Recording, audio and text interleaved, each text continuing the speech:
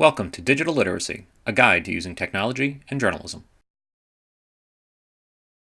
It's time for our second week of video work. This week we're going to work on capturing and converting our video files, and we're going to run them right through Photo Mechanic, much the way that you did for your photos. That's going to apply a unified name to all of your files. It's going to give you sequential numbers, and it's going to embed the metadata into those files so that you can do that. So that's the first thing I'm going to have you do. As soon as you come into the lab, go ahead, download your cards using Photo Mechanic in the exact same way that we did our photos. Now, one of the things you'll see is that Photo Mechanic, while it will embed that metadata onto your files, it won't let you play them. So what you're going to see is a whole series of blank white squares on the contact sheet view in Photo Mechanic. Don't worry about that.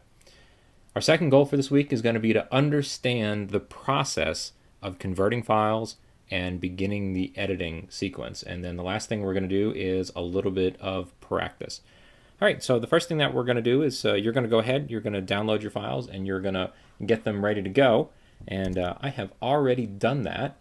And so I have a folder here that has all of my files. They've got logical names on them. Now, I cheated a little bit. I went through and I took a quick look at my videos, and the only ones I have in this folder are the ones that I think I'm going to need. I had dozens and dozens more. Well, maybe not dozens, but probably another 10 or 15 more files that I decided I didn't want to deal with on this. So I'm going to come down to the dock and I'm going to load up MPEG Streamclip, which is this great free program. It's available for both Macs and PCs.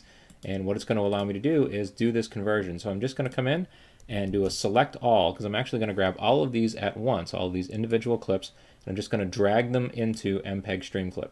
And it's going to pop up the first frame of the first video there. Now, depending upon how you get your files in, you may end up with one giant file that you're going to pull clips out of, or you may end up with a whole bunch of little ones. MPEG Streamclip takes all of these individual clips and converts it into one giant clip. Philosophically, it makes no difference whatsoever. Organizationally, maybe having more clips that you can individually label later on is important. I don't think it's all that important. So what we're going to do now is we're going to go up under File and Export to QuickTime, which is going to give us this window here. And what we want to do is we want to change the compression type from Apple Motion JPEG A up to Apple Intermediate Codec. That's really important. That AIC file is very easy for Final Cut to deal with. We're then going to take the quality setting here and crank it all the way up to 100%. Come down to the bottom right corner here and click Make Movie. Move this into our field of view here. That name is fine. Maybe I'm just going to change this to Main, and it's set to go to my desktop, and I'm going to click Save. And so I'm going to get that screen there, and over on the other side here, just out of your field of view, as a little progress bar, and this is going to take a little bit of time, so get to this as quickly as you can. And once it's done, sitting on your desktop, you're going to have that major file that's got all of your clips in it. So I'm going to let this sit and cook for a little bit, and then we'll launch Final Cut. All right, my file is finished converting. It's now in that Apple Intermediate Codec. That's going to be easier to work with, and I've gone ahead and launched Final Cut Pro. Now, Final Cut Pro can be a little overwhelming. There's probably 10,000 different things that you can make it do. We're going to keep your life really simple. Final Cut Pro is very, very powerful, but with some basic instruction, you can get it to do an awful lot. So the first thing I'm going to do is a quick tour. Up across the top here, you obviously have all of your standard pull-down menus. There's lots and lots of stuff hidden in there. There's a couple of things we're going to go ahead and look for. In the upper left-hand corner, this window here, this is called the browser. This is where you're going to find all of your files. And files here are called clips. A clip is any audio, video, or still photo that you import. It can also refer to graphics. It's little clippings that you're going to insert into your final piece. Next to that, you have your viewer. Anything that you double-click on over here in your browser, you will see in your viewer. To the right of that is your canvas, this area in the upper right-hand corner here. This is where you can see what it is that you have already built. And then down below this, we've got a couple of things. This is what's called the timeline, and you'll see that it's got timestamps across it, and there's a little scroll down here at the bottom so that you can zoom in and zoom out. Since we don't have anything on here, you're not seeing a whole lot, but just this area down in here, this will let you magnify or demagnify the area. Last two things that you've got over here on the right hand side is a toolbar. We're not going to use a whole lot of tools other than maybe the arrow keys, so make sure you're clicked on that. And below that is a set of audio meters, and much like editing in Audacity, you want to make sure that your audio isn't peaking out so that you're crashing into the top part of this. You'll see that it turns from green to yellow and to red as we're playing audio later on. That's to give you a visual cue that you're about to have problems with your audio. Now, audio levels we'll be able to control, and we'll talk about that in a little while. All right. Now, occasionally you'll sit down and somebody has gone and messed up all of these things. Maybe they've taken the viewer and they've made it really, really big and overwhelmed the screen. There's a quick, simple way to get everything back into the standard setup. If you go under Window, come down to Arrange, come down to Standard, it pops everything back in so that it fits perfectly on your screen. So if everything looks a little funny, like somebody zoomed in and messed stuff up, go ahead and just go under Window, Arrange, set it back to the standard layout. All right, before I start, I'm going to create a project. So I'm going to come up to File, and since I have a project that's here but it's unnamed, I'm just going to do a Save Project As. And to my desktop, I'm going to call this by today's date, and I'm just going to call it Demo. And what that does is now we can go through and we can do some auto saves. It'll back up any work that we do. All right, the next thing that I want to do is I want to import that video file. So I'm going to go under File and come down to Import Files. And again, I have it sitting on my desktop, so I just pop over there real quick, click on it once, and click Choose. And now I've got it sitting here in my browser. And if I double click on this, it's going to pop up over here in my viewer. Now I can grab this little yellow triangle here. This is called the scrubber, and I can just fly through this very quickly. And at the end of this, you can see I've got my interview set up. You've also got a set of play controls down here so that you can hit play and fast forward, things like that, hitting the play button again to stop. But there's a much easier way to move through both your viewer and your canvas, and it's what we refer to as the Final Cut Salute. If you take on your right hand your index finger, middle finger, and ring finger and put them over the J, K, and L keys, if you press L, your video will start to play. And if you press it a couple of times, it'll start to fast forward. K is stop, and J is reverse. And again, with J, you can push it a couple of times and really fly through your video quickly. So this is the quickest and easiest way of getting through your video very, very fast. It's much easier than dragging the scrubber around, hitting the play keys, things like that. Now, the basic idea behind Final Cut is something called 3-point editing. And what that means is you put a start point and a finish point on your source and a start point on your sequence or your timeline. So what I'm going to do is I'm going to fly along here until I get to my interview with Mr. Cecil Bentley. And I'm going to find where I want this interview to start. So I'm going to start listening to this very carefully, and what I'm going to do is find out where it is that he starts speaking so that it makes sense to me. Now, I'm at about the beginning, but I ask some questions, so I'm just going to go ahead and hit L and let this play through. See where he starts talking. What's your title here? I'm Cecil Bentley. Have a couple of different titles. One is oversee external relations, and that involves... Okay, so I'm going to pause here for a moment. And what I'm going to do is I'm going to go back to the point where he starts speaking. Now, I can hit the J key and go back. And that sounds wonderfully entertaining. All right. Now, I can also use the left and right arrow keys. So I can come through here, and I'm just holding down the right arrow key.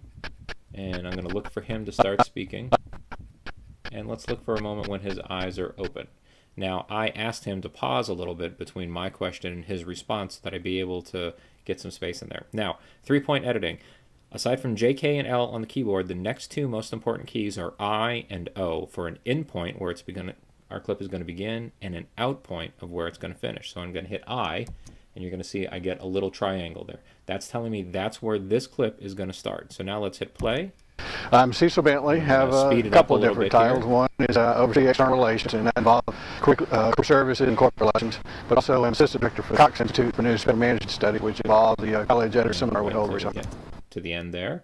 I'm going to back up. For most of every summer. And that's the end of his talk, his introduction there. So I'm just going to hit O for my out point. You see I've got another triangle in there. Now what I'm going to do is I'm going to click on my viewer, and I'm going to drag it over to the other side. Now, because I haven't done anything, it knows that the in point here has to be at the beginning of the timeline. And what I'm going to do is drag it over to overwrite. Overwrite is the one that we are going to use the most. There's all kinds of other different edits options in here. Overwrite is the only one you want to worry about right now.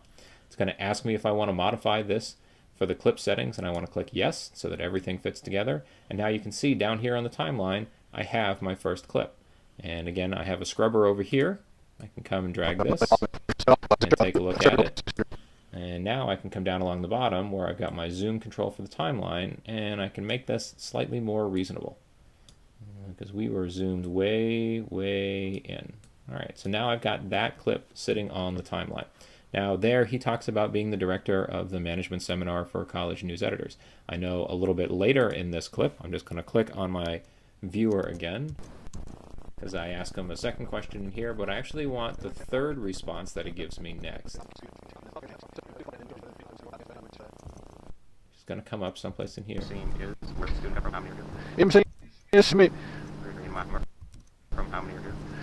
So let's back up. I'm using the left arrow key again here.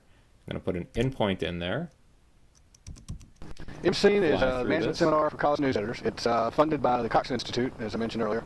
Subsidizes about half the cost. If you are a campus news organization leader, it's very entertaining to listen to people we talk had 62 here this year, from California, Washington, Maine to Florida.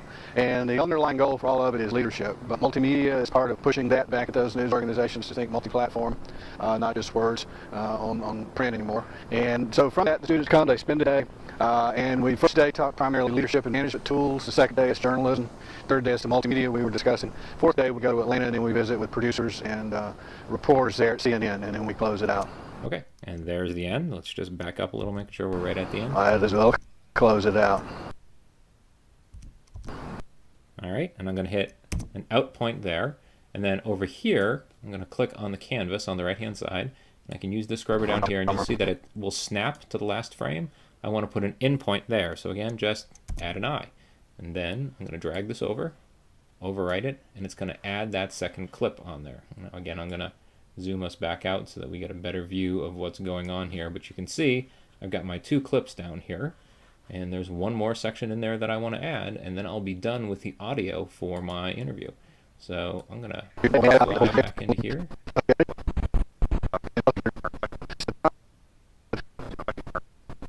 think about here is where we'll start. Every summer you do a special thing on a Wednesday to talk about what that is back into on Wednesday. All right, now he's pretty tight in here, so I'm gonna play this at normal speed, try and catch it. That came to be. All right, now if you watch his mouth, you can see about where he starts to speak. So let's go ahead. We're gonna move our endpoint here. Now, if we hit Option I and Option O, that'll delete the in and out points that are in there, or you can just hit I and O and replace them. So there's an I for an input. On Wednesdays, I think Mark Johnson, we put together a multimedia day, which is morning training sessions on audio, video, photojournalism, and writing and editing for the web. And then in the afternoon, we have simulate a news event. And because most of our students at that are not from campus, we put it at the doorstep of the campus here at the college, and then it involves public affairs and police department. So it's a mock news event, but students respond to that and then post stories and photos and video and audio to the website over the course of about 90 minutes. We shut it down, and then we critique those sessions later that day. Okay. All right, so let's back this up a little bit, put an out point, come back over here again to the canvas, and we're already at the end of this, so I'm just going to add an in point, and again, I'm just going to drag this over, overwrite, and drop it onto our sequence or our timeline down along here. So now what we've done is we've taken out the sections of me, we've rearranged it. There's a couple of things in there that if we're going to spend more time on this, I might go ahead and kill, but we've got the audio element for our piece to go at this point in time. Right? Now, for your assignment, what you're going to have to do is go ahead and edit this together after converting it, and you're going to want to export it. So what we're going to do now is come up here to the sequence, and I'm just going to click on this again where it says sequence 1, and I'm going to give this a name, and I'm going to call this Johnson Audio. All right. Click return, because the next thing that I have to do is go ahead and export this. So what I'm going to do now is I'm going to control click or right click. So just right click on this, and I'm going to come down to the export option, and I want to export this as a QuickTime movie. All right, do that, send that to the desktop, click save. You're going to get a little progress bar here, and this is going to take a little bit of time to chug through this, but once you've got that done, it'll be sitting on your desktop, and you can then drop it on the server.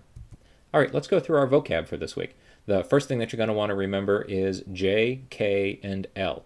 That's the ways that you're going to move through your keyboard very, very quickly. Next thing you want to worry about are in and out points, and that goes hand in hand with three-point editing. Three-point editing is the basic principle for non-linear editing programs like Final Cut Pro. All All right, we also talked a little bit about clips. Clips are any pieces of media that you have in there, and a sequence, also known sometimes as your timeline, that is the area to which you're going to edit. All right, so your assignment for this week is going to be to convert your video, and remember what you're going to want to do is just take the clips that you think you're going to use, drag all of them into MPEG Stream Clip, and then go up under File to Export as QuickTime, set it to an Apple Intermediate codec, all right, bring the quality up to 100%, click Make Movie or Export down in the lower right hand corner there, and send it to your desktop. Once you've got that done, launch Final Cut Pro, create a new project and save it under your name so that you will get the autosave functions working for you. And then you want to go ahead and edit your audio into your sequence. So go through and get the chunks of audio that you want and bring them over and put them on your timeline or on your sequence there. And then once you're done, you're going to control click or right click on your sequence. Remember to rename your sequence so that you're not submitting something that says sequence 1, and export as a QuickTime movie. Put that on your desktop and then drop that on the server. And congratulations. At that point in time, you have finished editing your first piece. Now, it's not real pretty. You're not going to want to show it to a whole lot of folks, but your faculty member, your professor is going to take a look at it, maybe send you a few notes, let you know if you're on the right track. Next week, we're going to come in and we're going to start the polishing process. We're going to start dropping some B-roll on top of your audio. We're going to create another video track, and then we're going to start working with more video and more audio. That wraps it up for this week. If you have any questions, go ahead, ask your professor. They're the ones who are the experts on this. This series was produced for the Journalism Department of the Grady College of Journalism and Mass Communication at the University of Georgia by a grant from the James M. Cox Institute for Newspaper Management Studies.